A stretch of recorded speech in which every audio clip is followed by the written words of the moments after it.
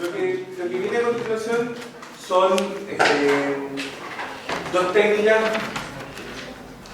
muy relacionadas entre sí, porque el rango de trabajo es el mismo y las diferencias básicamente están en cómo se va a tratar la muestra en un caso y en el que vamos a ver hoy día es una medición totalmente distinta de lo que veníamos haciendo. Lo que veníamos haciendo hasta el momento era absorción, tanto la espectroscopía ultravioleta visible como la espectroscopía infrarroja era absorción de la radiación. Esa absorción provocaba una transición electrónica o bidireccional dependiendo de cuál fuese la espectroscopía, y nosotros lo que medíamos era la relación del haz transmitido versus el haz incidente. Nosotros medíamos la absorbancia, o en el caso de la espectroscopía infrarroja medíamos la gravitancia. Y lo que vamos a hacer ahora es medir el proceso inverso a la absorción, que es la emisión. Cuando ocurre la absorción de energía de radiación electromagnética, el electrón, que se encontraba en un estado fundamental, es promovido hacia un estado de energía superior, conocido como estado excitado, y eso era lo que nosotros aprovechamos en la espectroscopía ultravioleta visible. Eso era lo que medíamos, la diferencia entre ellos. Y la medíamos, como les decía, en relación al cociente que se da entre el haz que llega al detector proveniente de la muestra y el haz incidente, y eso nos permitía obtener la absorbancia. Cuando un compuesto, cuando una molécula absorbe energía y sus electrones son promovidos a niveles superiores de energía, esos niveles son niveles de corta vida, con diferencia del estado fundamental, que al ser el estado más estable de la materia tiene un tiempo de vida bastante extenso. Los estados excitados tienden a desaparecer muy rápidamente. Entonces el electrón que fue promovido hacia ese estado excitado rápidamente regresa al estado fundamental, y en ese proceso de regresión al estado fundamental lo que hace es emitir energía, emitir radiación. Generalmente, dependiendo de esa diferencia de energía, lo que se emiten son fotones, ¿ya? Si esa diferencia de energía es muy grande, se pueden emitir otras formas de energía, como puede ser, por ejemplo, la radiación X. Pero en el caso de la espectroscopía visible, o incluso la espectroscopía ultravioleta, que es más o menos donde nosotros trabajamos, la emisión de esa energía va por vía de la emisión de un fotón. Y entonces inmediatamente ese estado que está excitado se desactiva, desaparece, y la molécula, los electrones vuelven al estado fundamental. Entonces nosotros lo que vamos a utilizar para nuestra medición es esto. Es la emisión proveniente desde uno de los estados excitados de la molécula hacia el estado fundamental. Entonces lo que vamos a ver ya no es la relación de intensidad entre el haz incidente y el haz transmitido, sino que lo que vamos a medir simplemente es la intensidad de la emisión, ¿ya? Por lo general, la emisión de ese fotón ocurre en el rango visible del espectro. Y por lo tanto lo que se genera es luminiscencia, es decir, el fotón que se genera tiene longitudes de onda del rango visible del espectro, y por lo tanto lo que yo voy a poder observar es una luz generalmente alguna luz de color, producto de la diferencia de energía entre sus niveles y el fotón emitido. ¿Ya? Hay dos tipos principales de luminiscencia, que son la fluorescencia y la fosforescencia, que se diferencian entre sí, lo vamos a ver a continuación, en el estado excitado del cual proviene la luminiscencia, que eso va a tener consecuencias finalmente en el tiempo de duración de la luminiscencia. Y hay un tercer proceso luminiscente, que es la quimioluminiscencia. Como el nombre lo indica, es luz que proviene como resultado de una reacción química.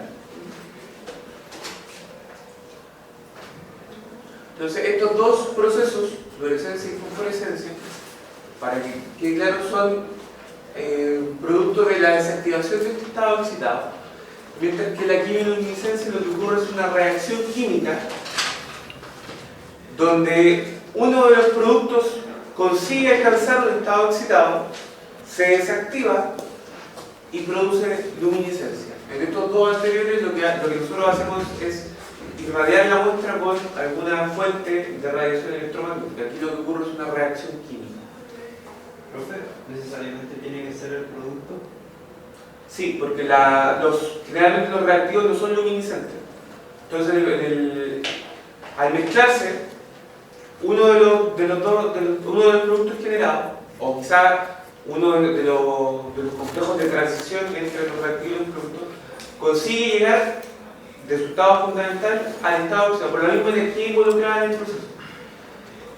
Este es el producto de ese complejo de transición que se genera. Una vez alcanzada la fase final del producto, como el estado excitado tiene corta vida, inmediatamente se desactiva el estado fundamental y eso produce la radiación. Lo que hay que entender es que quien genera la excitación, a diferencia de estos dos casos, no es una radiación externa, sino que es producto de una reacción entre los reactivos que se van a combinar para producir la quimioluminiscencia. La fuente que origina la excitación es distinta. ¿Continúa, profe?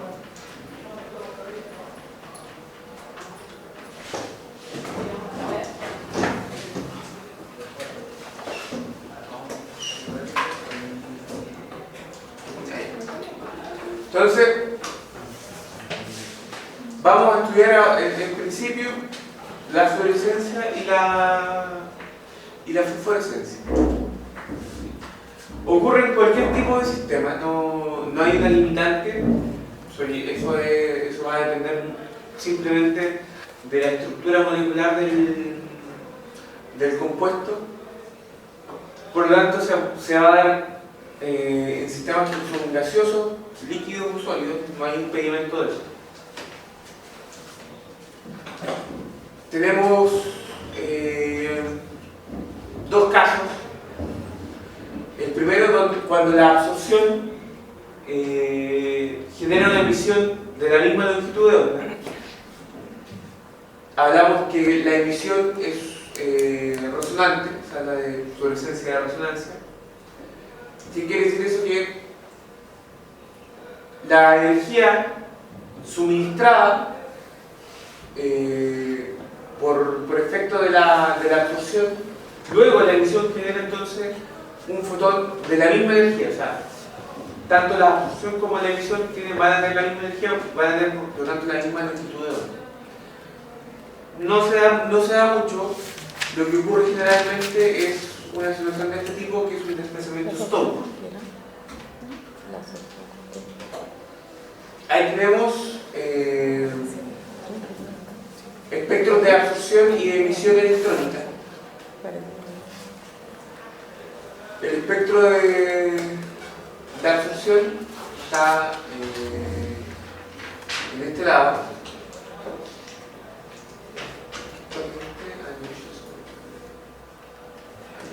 de una molécula en particular.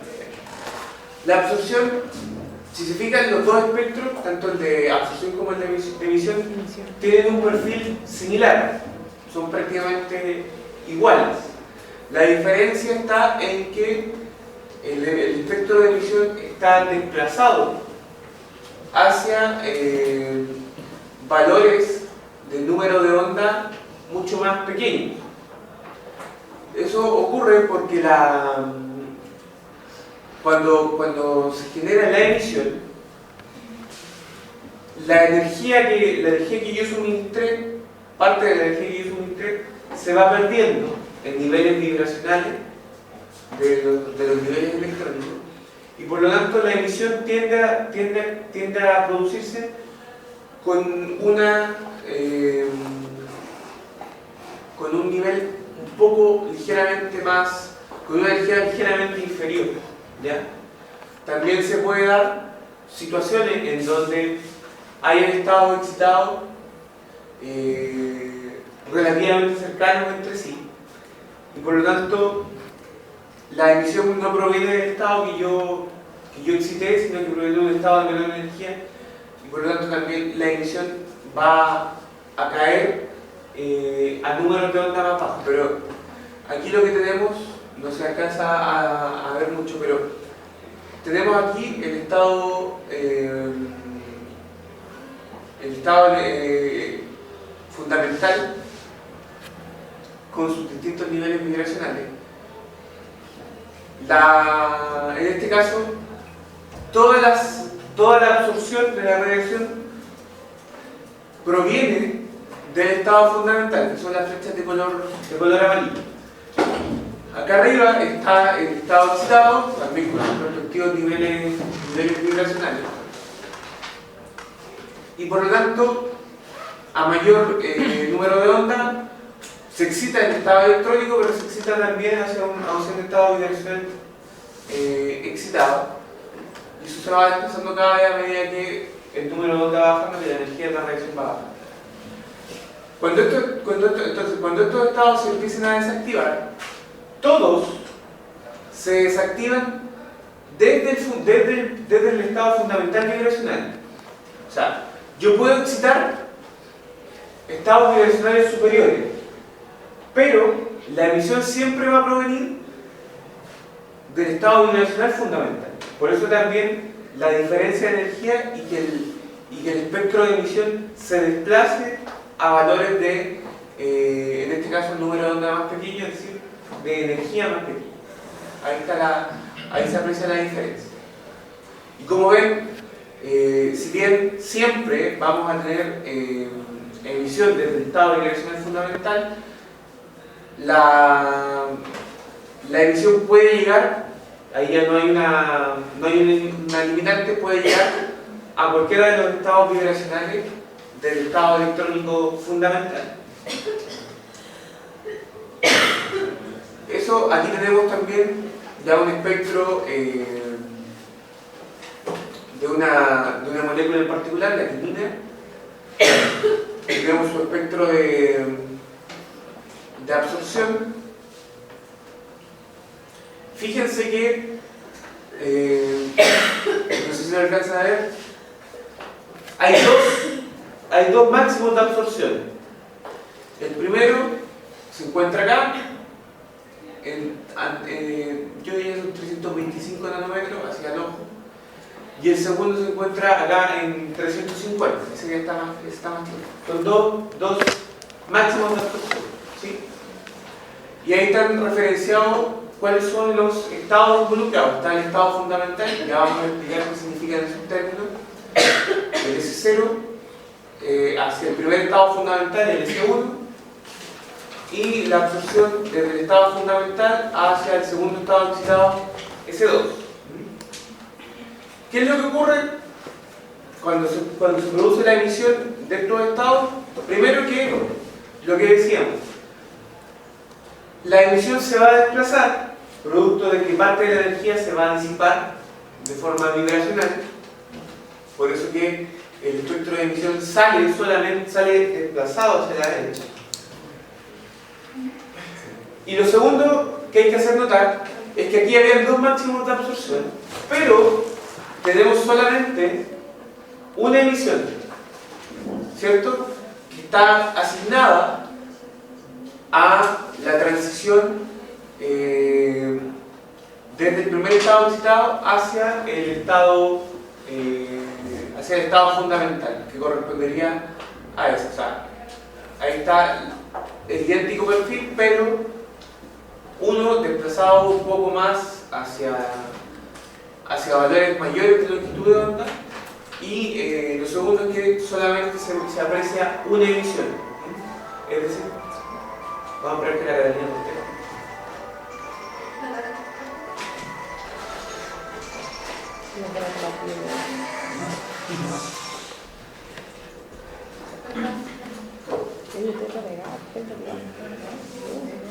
Es decir, si bien puede existir más de un estado excitado que absorba la radiación, la emisión siempre va a provenir de uno solo. ¿Ya? Y ese desplazamiento entre el máximo de absorción y el máximo de emisión se conoce como corrimiento Stokes. Stokes chip. Entonces, por lo general, siempre, si yo puedo tomar simultáneamente el espectro de absorción y el de emisión siempre va a estar desplazado respecto al de emisión, no son coincidentes.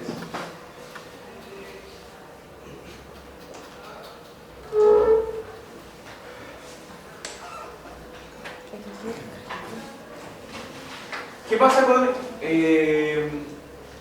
estos estados excitados a los que hemos hecho referencia? Aquí tenemos un diagrama de orbitales en el modo de las cajas que representan un orbital determinado, y tenemos los electrones también representados con su respectivo spin. Este es un modelo bien sencillo para identificar dos estados excitados que van a ser fundamentales en la teoría de la luminiscencia. El estado fundamental, por lo general, es un estado, como dice ahí, es un estado singlete. ¿Qué significa un estado singlete? Se refiere a dos electrones que se encuentran apareados y con espines antiparalelos. Es decir, un spin hacia arriba, el otro spin hacia abajo.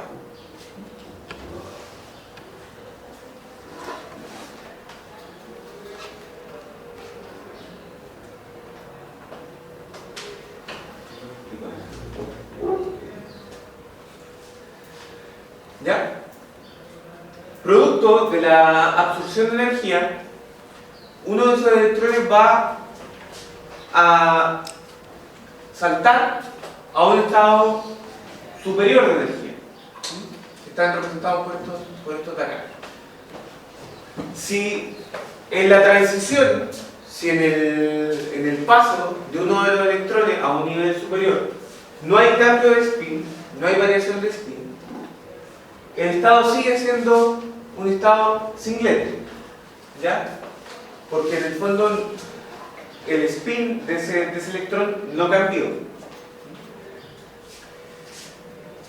Sin embargo, si en el proceso el spin cambia de orientación,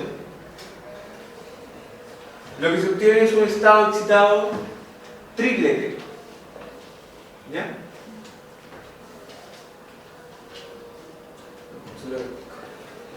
Para que quede bien.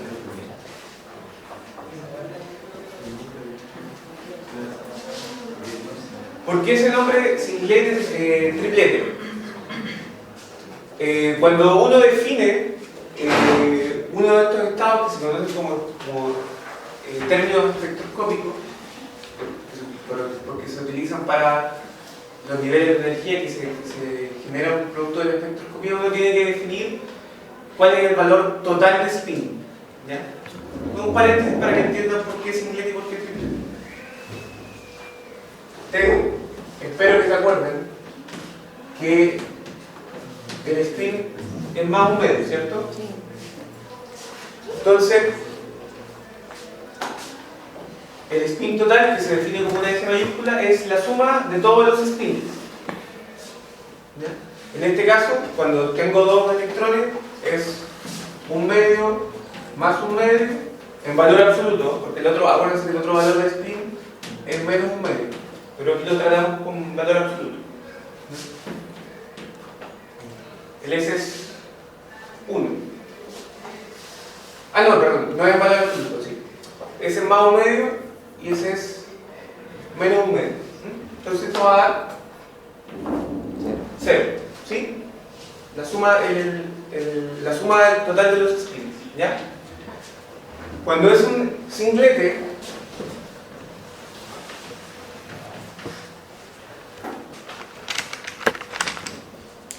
nosotros lo que tenemos acá es 2 por 0 más 1, eso es 0 más 1, 1, ¿sí? Singlete, que es 1, el resultado total del número de spin del término. En este otro caso, que yo tengo los dos spins paralelos, tienen el mismo valor de spin, por lo tanto es un medio más un medio, eso da 1. Entonces aquí me va a quedar 2 por 1, 2, y 2 más 1, 3. Por eso es el término triplete y por eso es el término singulete o singlete. Entonces, volviendo a esto, el estado triplete se genera porque el electrón en su transición va a cambiar su spin. ¿Ya?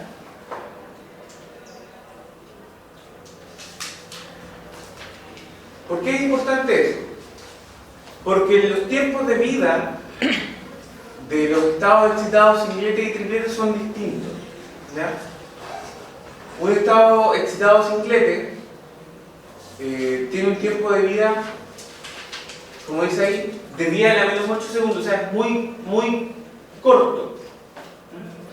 Tan rápido como se produzca ese estado se va a desactivar. Y un estado excitado triplete tiene un tiempo de vida de 10 a la menos 4 segundos, o sea, es decir, casi 10.000 veces más que un estado singlete. Por lo tanto, un estado triplete es más largo que un estado singlete y eso va a repercutir en el tipo de luminiscencia que se va a generar. ¿Ya?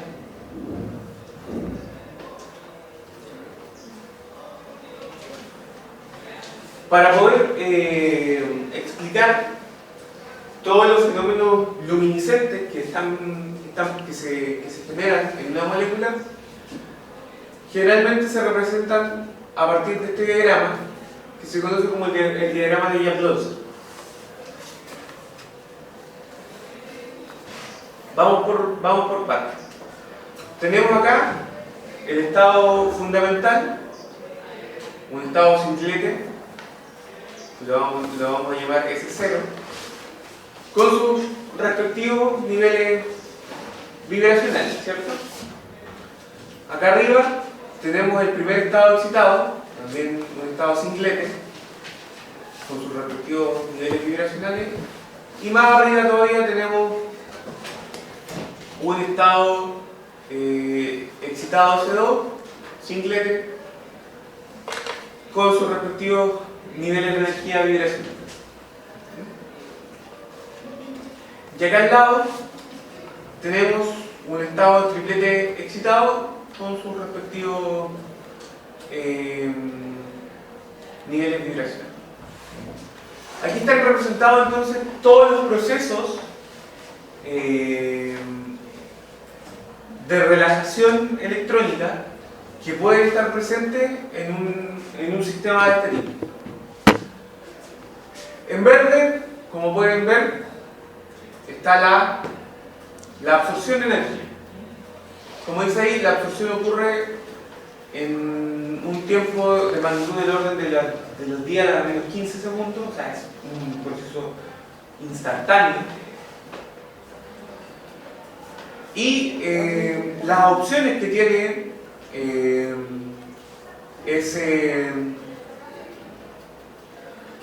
ese sistema es llegar a cualquiera de los dos estados singulete excitados, sea al S1 o al S2, da lo mismo al cual llegue. Sin importar si llega al S1 o al S2, y si esa energía logra excitar niveles vibracionales, la emisión, que es esta flecha de color rojo, siempre va a ocurrir desde el estado excitado de menor energía, en este caso el S1, y también siempre a partir del nivel vibracional más bajo de ese estado excitado. Y ahí está reflejada entonces la emisión. Y esa emisión le vamos a llamar fluorescencia. ¿Ya? ¿Por qué solamente ese estado? Porque, y ahora lo voy a explicar a continuación, cuando la energía llega a estos estados superiores, la cercanía de estos dos estados excitados provoca, como aparecen ahí en las flechas de color amarillo, que la energía se vaya desactivando, que el nivel energético se desactive, producto de una vibración, de la vibración de la molécula. La molécula gasta parte de esa energía en vibrar, por lo tanto, esa energía decae sin emisión a niveles de energía, primero a niveles vibracionales inferiores, y además, si los dos niveles electrónicos excitados están muy cerca entre sí, se produce este proceso que se llama conversión interna, en donde sin radiación, sin emisión de radiación, el estado S2 se desactiva al estado S1. Y cuando la energía llega del S2 al S1, prosigue desactivándose vía vibraciones hacia el estado vibracional de más baja energía, que es desde donde va a provenir finalmente la fluorescencia. ¿Ya? Entonces, la fluorescencia proviene siempre de un estado excitado de la misma multiplicidad de Spinor, es decir, del mismo tipo de Spinor. Si el estado fundamental es singlete, el estado excitado también es singlete, y desde ahí proviene entonces la fluorescencia. La fluorescencia ocurre en un periodo de tiempo también muy corto, del orden de 10 a la menos 9 a 10 a la menos 7 segundos, es decir, estamos hablando de 1 nanosegundo o 100 nanosegundos, que es un proceso extremadamente rápido. Ese es el orden de magnitud en tiempo en el que ocurre la fluorescencia.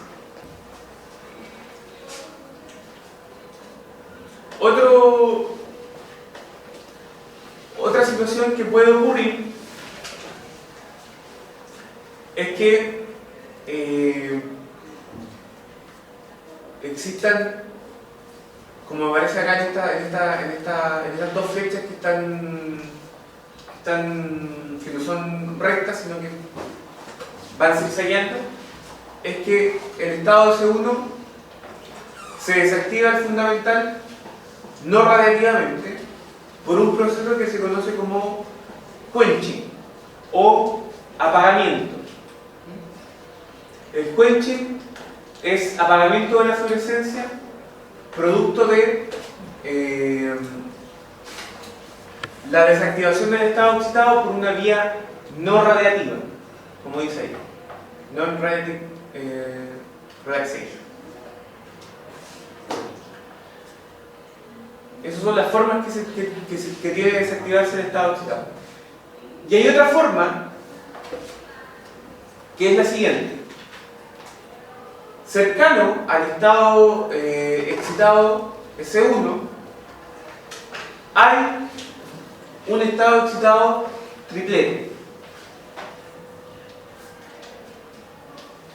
Y producto de un proceso que se llama cruce entre sistemas o intersystem crossing, el estado excitado C1 transfiere nuevamente, no radiativamente, su energía hacia el estado triplete excitado. Y va a ser desde este estado triplete excitado que se va a producir la emisión luminiscente, y esa emisión luminiscente la vamos a conocer con el nombre de fosforescencia. Y aquí viene una diferencia bien notable. Fíjense en el orden de magnitud en el que ocurre la fluorescencia. D a la menos 3 segundos, incluso pudiendo llegar a D a la 2 segundos.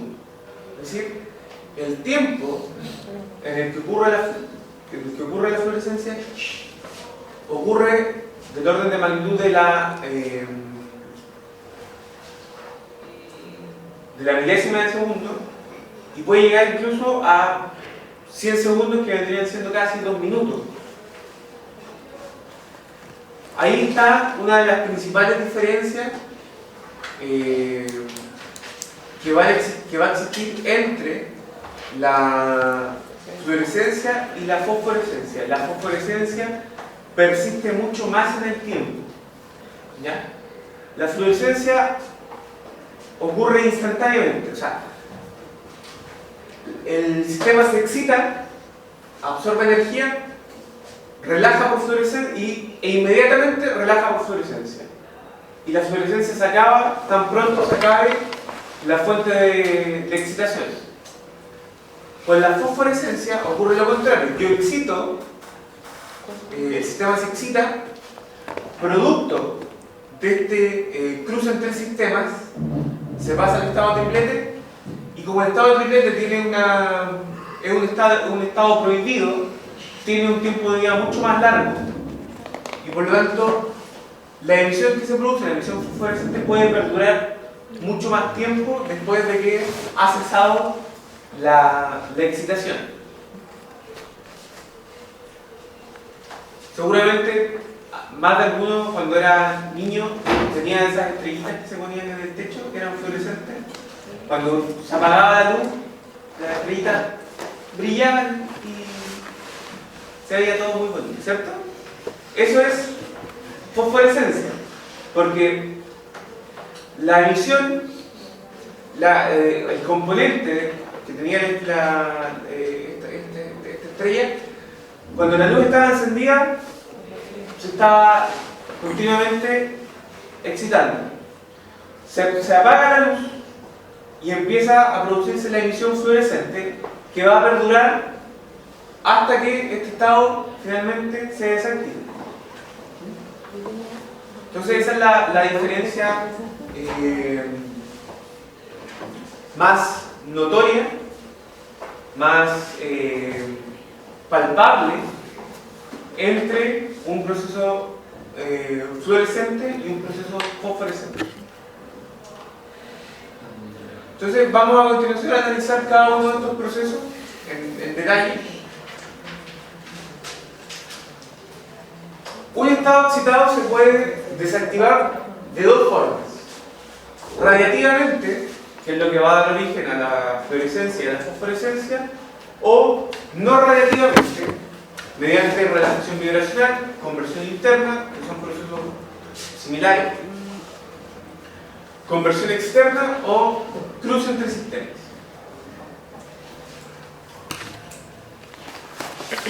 Cuando el proceso es radiativo, la molécula va a emitir luz, ¿ya? Cuando el proceso no es radiativo, simplemente no lo sabemos, porque la molécula no está emitiendo nada.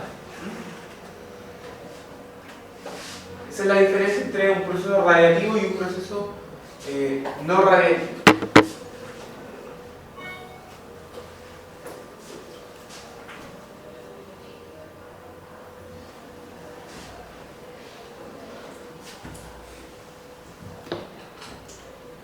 Entonces vamos a iniciar con procesos de orden no radiativo. El primero que tenemos es la relajación vibracional.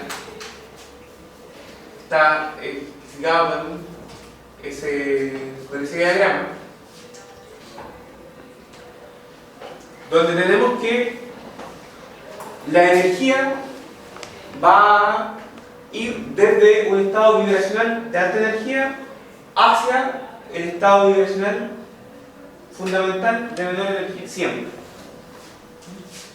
Ocurre por colisiones entre las moléculas de la especie excitada, entre ellas o con el solvente, generalmente más con el solvente que entre ellas. Si colisionan entre ellas dan origen a otro tipo de relajación. Lo que ocasiona que esta energía se vaya perdiendo rápidamente. Entonces, la molécula que llega a su estado excitado interactúa con el solvente y producto de esas colisiones esta energía empieza a decaer hacia los niveles vibracionales de más baja energía.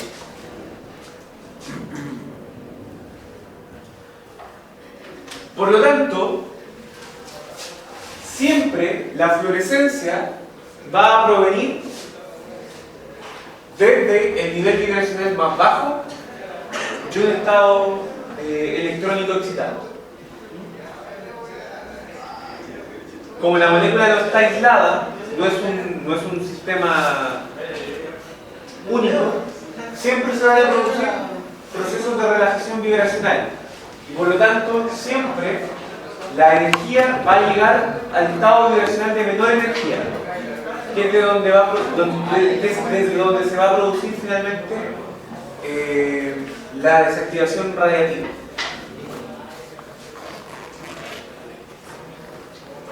Entonces ahí lo tenemos esquematizado, tenemos un estado excitado con un estado vibracional, se empieza a relajar vibracionalmente hasta que llega al nivel vibracional fundamental, desde donde se va a originar entonces la emisión radiativa, en este caso una radiación por fluorescencia.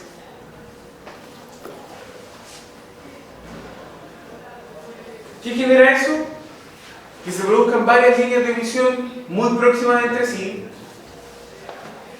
ya que la transición puede finalizar en cualquiera de los niveles vibracionales del estado fundamental, que es lo que hablaba.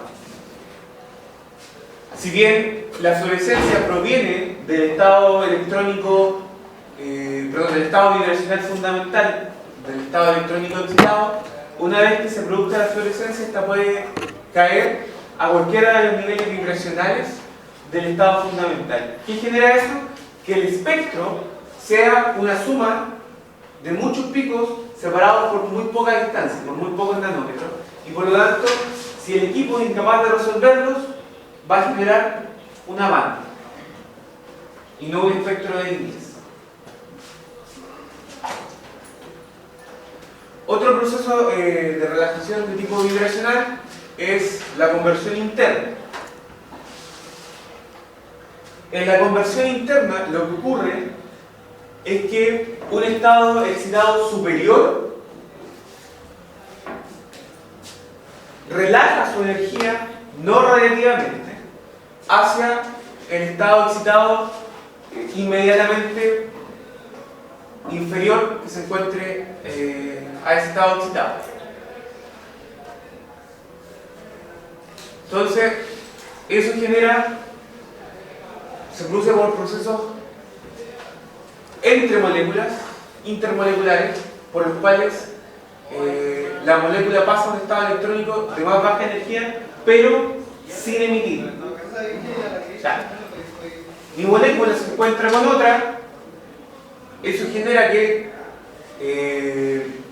la energía de ese estado excitado superior, por producto de esta colisión, se transfiera al estado excitado que viene inmediatamente por debajo, un estado excitado de menor energía. Y ese proceso entonces se conoce como conversión interna. ¿Ya?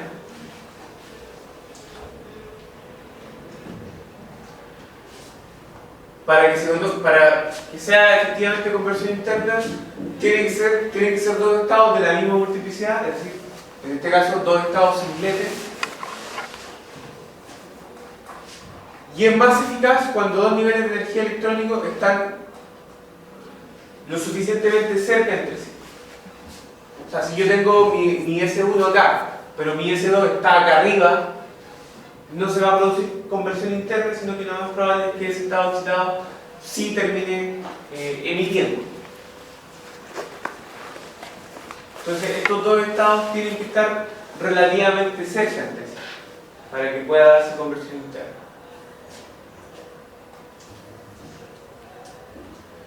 Otro proceso es la conversión externa.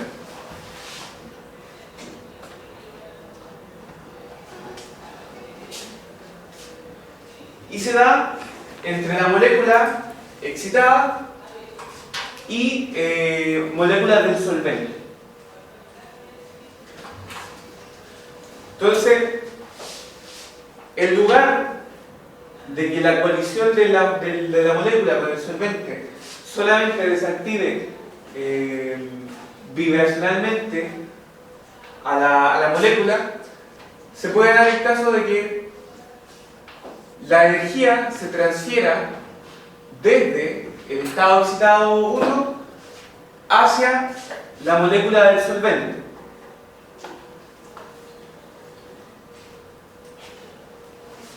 Y eso entonces va a generar que el solvente tenga un efecto en la intensidad de la fluorescencia.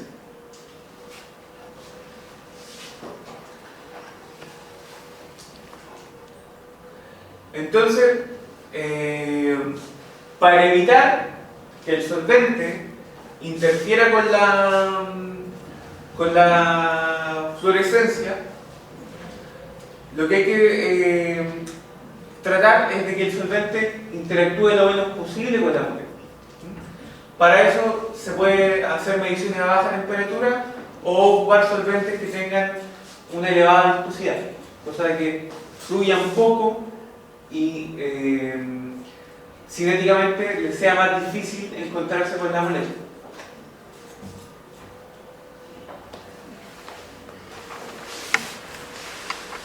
Luego tenemos el cruce entre sistemas,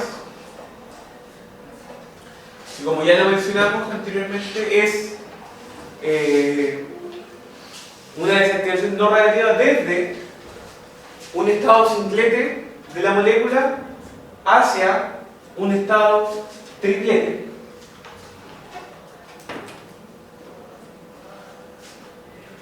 Entonces lo que ocurre acá es que cambia la multiplicidad del spin y se da esta situación.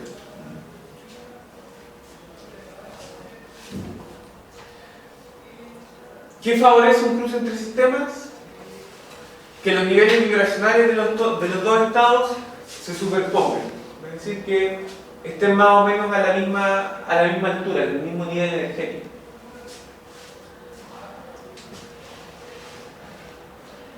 Y se da con mucha frecuencia en moléculas que contengan átomos pesados.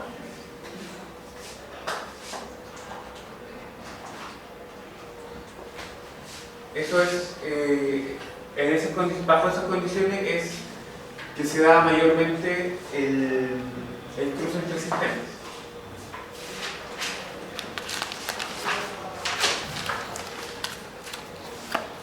Esas entonces fueron las vías no radiativas de desactivación de un estado excitado. Vamos a pasar a analizar entonces las vías radiativas. Cuando se genera un cruce entre sistemas, entonces la energía llega a un estado triplete. Y si el estado triplete emite, va a generar fosforescencia.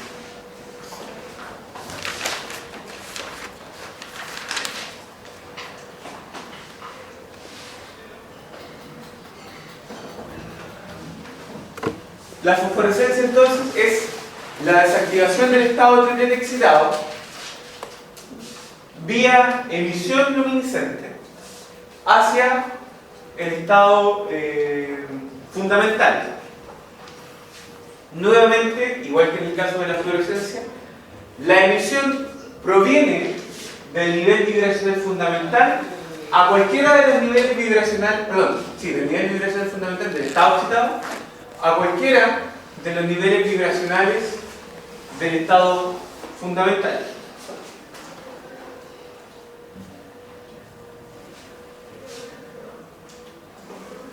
Ya sabemos que ocurre después de un cruce entre sistemas. Tienden a ser transiciones menos probables que las transiciones entre estados singuletes. Y al ser transiciones menos probables, tienen tiempos de vida mucho más grandes. Del orden, como decíamos, de la milésima de segundo hasta 10 segundos, incluso pueden llegar hasta minutos emitiendo.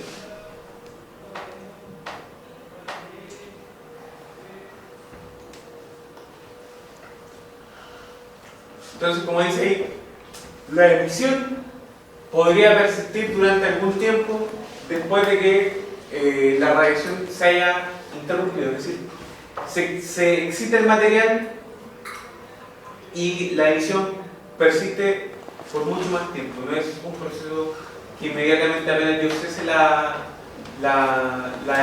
excitación del material, este deje de emitir. Es un proceso que persiste en el tiempo. Y la otra vía es la fluorescencia. La fluorescencia es la desactivación del estado singulete excitado.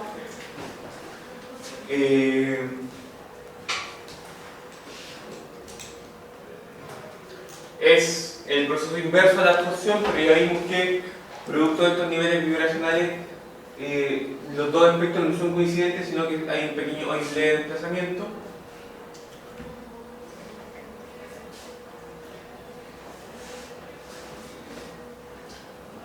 Tienen coeficientes de absorción molar muy altos y en consecuencia tiempos de vida del estado excitado muy cortos, del orden de los nanosegundos.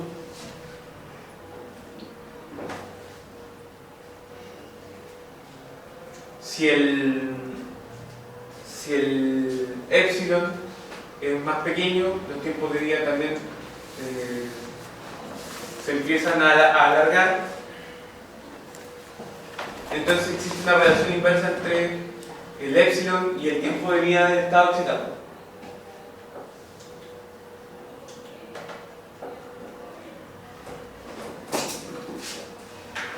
Entonces, una vez que ya hemos analizado cuáles son los procesos que ocurren y que generan emisión molecular, vamos a tocar algunos detalles sobre la estructura de ciertas moléculas, la estructura de las moléculas y cómo esto afecta entonces su fluorescencia. Compréndanlo de la siguiente manera: o sea, la estructura en el fondo lo que genera es una variación en los niveles de energía. Por lo tanto, dependiendo del tipo de estructura, va a ser la estructura, los niveles energéticos que tenga la molécula, y por lo tanto va a ser la característica de la luminiscencia que se va a generar. Entonces, para que se dé fluorescencia en compuestos orgánicos, deben estar presentes grupos funcionales, generalmente aromáticos, en donde existan transiciones pi antienlazante de baja energía.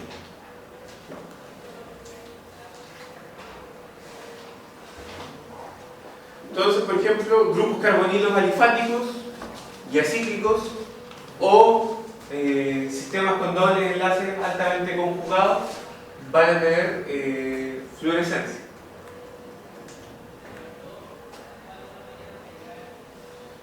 Y también, en ese caso, la mayoría de los hidrocarburos aromáticos no sustituidos también van a ser fluorescentes.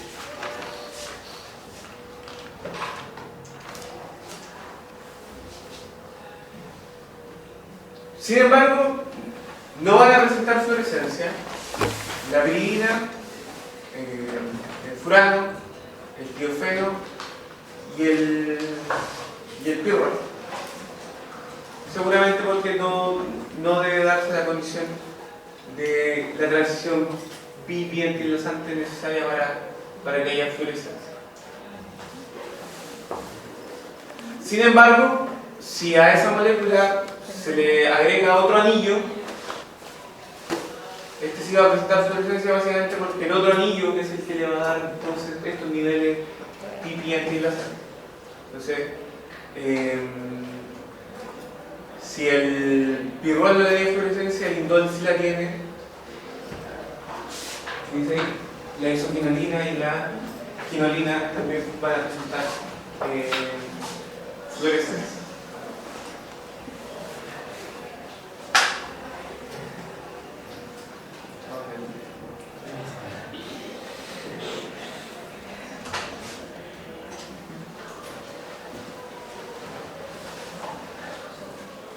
¿Qué otra cosa va a impactar en la fluorescencia?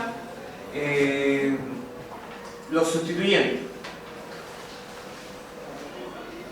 Aquellos sustituyentes que tengan un carácter donador de electrones, que entreguen densidad electrónica, van a aumentar la fluorescencia, mientras que aquellos sustituyentes que tengan mayor electronegatividad y por lo tanto un carácter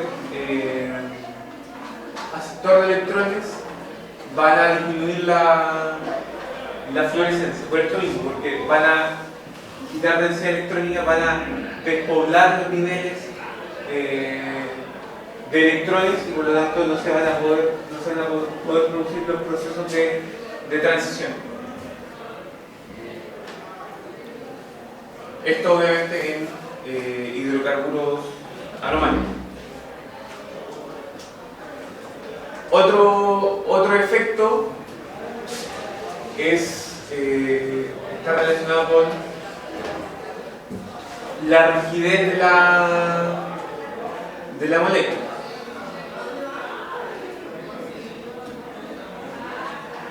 En este caso,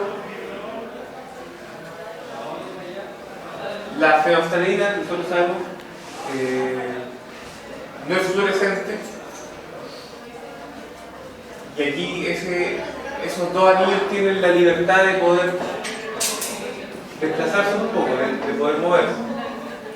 Mientras que en la fluoresceína, que es básicamente la misma estructura, pero hay aquí un éter, ese puente que se genera con el átomo de oxígeno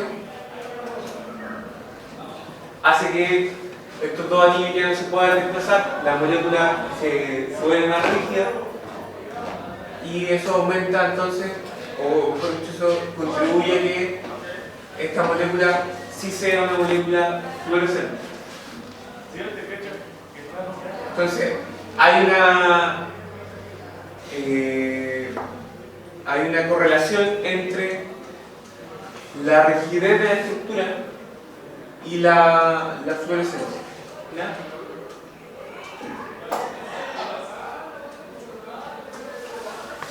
¿Por qué? Porque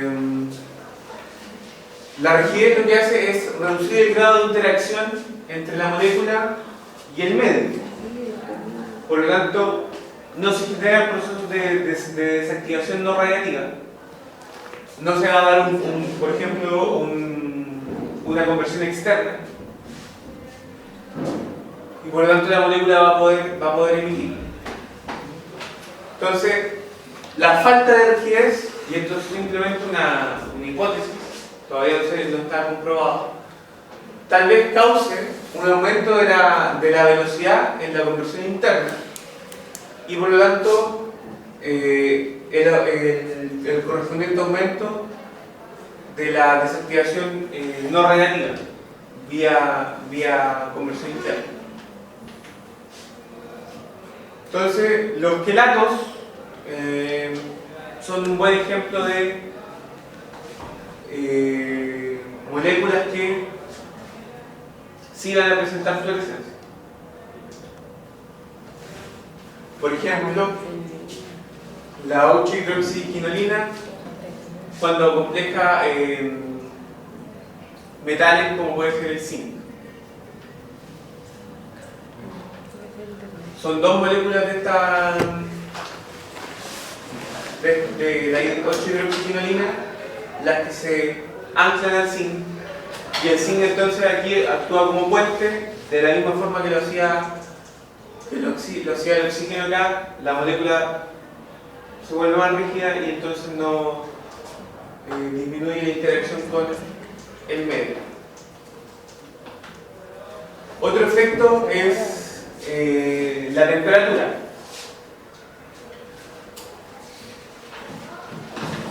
Si la temperatura aumenta, lo que genera eso es que aumente el número de colisiones entre las moléculas, porque yo le entrego más energía cinética a las moléculas y por lo tanto estas pueden chocar más veces entre sí. ¿Qué favorece eso? Favorece los procesos de desactivación no radiativa, como la conversión externa o la conversión interna o procesos de relajación vibracional. Y por lo tanto, si se favorecen estos procesos, la fluorescencia cae por efecto de procesos no radiativos que van a desactivar los estados excitados sin emisión.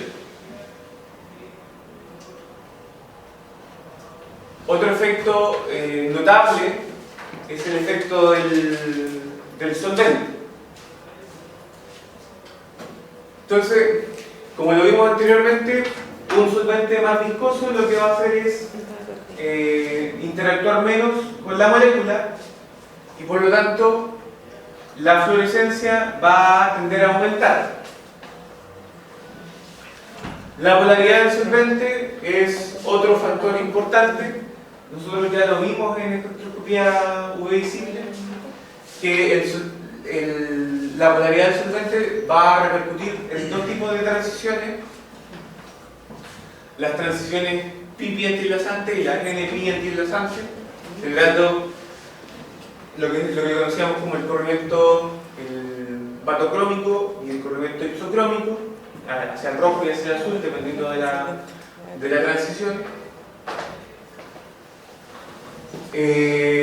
También está el efecto del átomo pesado, que ya también lo vimos recientemente, que mientras más pesado es el átomo esté presente en la estructura, más cae la fluorescencia, y eso se va en dos situaciones, ya sea solventes que contengan átomos pesados o solutos que pueden estar también en ese solvente que contengan esos átomos pesados. ¿Qué hace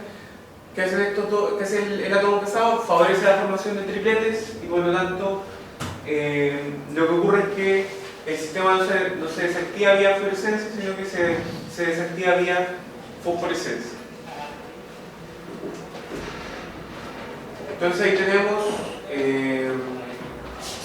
una imagen. Cuando tengan el power la van a ver mejor, que son espectros espectros de fluorescencia del 4-dimetilamino 4-nitroestilbeno, el DNS, con distintos solventes, con solventes, como dice aquí, de polaridad creciente. Tenemos el hexano, el ciclohexano, el tolueno, el acetato de etilo y el butanol, es decir, solventes que son básicamente apolares hasta llegar a solventes que son bastante polares. Y lo que observamos es que vamos a tener un corrimiento en la emisión por fluorescencia, y dependiendo del solvente vamos a tener emisión en el azul, en el verde, en el amarillo y en el rojo, o sea, básicamente en todo el espectro. Ahí está, sin duda reflejado qué tan importante es el solvente a la hora de medir la fluorescencia de este tipo de compuestos. Porque mientras más polar se hace el solvente, más hacia el rojo se va a correr la transición pi enlaçando. También el pH va a influir principalmente sobre compuestos aromáticos que tengan sustituyentes ácidos o básicos.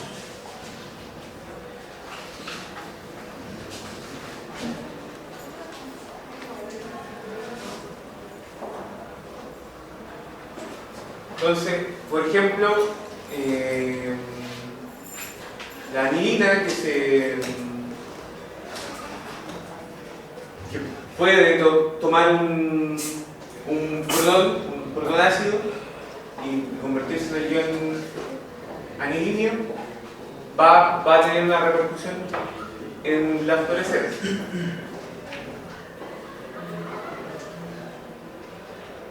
Otro efecto bien marcado es, por ejemplo, como el pH va a causar un cambio en la fluorescencia, se puede emplear compuestos fluorescentes para la detección de puntos finales en titulaciones ácido-base.